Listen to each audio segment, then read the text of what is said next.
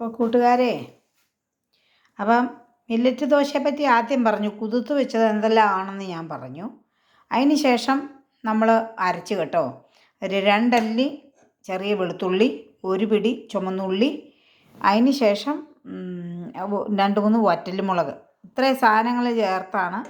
പിന്നെ നമ്മളിത് ഇഞ്ചി, ഒരു നല്ല വലിയ പീസ് ഇഞ്ചി കേട്ടോ, അത്രയും സാധനം ചേർത്തതേ അരച്ച് മാവ് റെഡിയാണ് കേട്ടോ. ഇനി ഇതിനെ നമുക്ക് പുളിപ്പിക്കാൻ വെക്കാം കേട്ടോ. ഇതാണ് മില്ലറ്റ് ദോശ. ഇതിനകത്ത് അരിയില്ല കേട്ടോ. ഇതിനെ നമുക്ക് പുളിപ്പിക്കാൻ വെക്കാം. പുളിച്ചതിന് ശേഷം ദോശയോട് കൂടി നമുക്ക് വീണ്ടും കാണാം.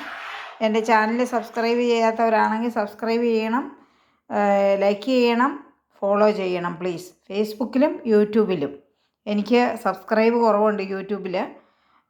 എല്ലാം നിങ്ങളുടെ അനുഗ്രഹവും നിങ്ങളുടെ ആശീർവാദമാണ്.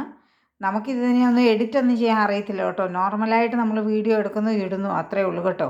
അപ്പോൾ ഇതാണ്.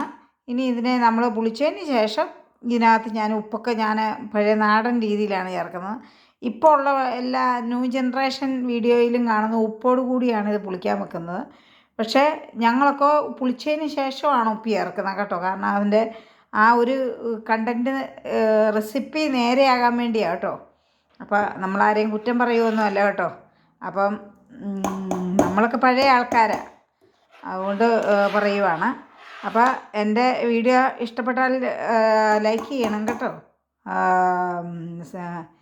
അപ്പോൾ ഇത് അരിയില്ലാത്ത ദോശയാണ് കേട്ടോ, പ്രോട്ടീൻ ദോശ. ഓക്കെ, അപ്പം എല്ലാവർക്കും നമസ്കാരം.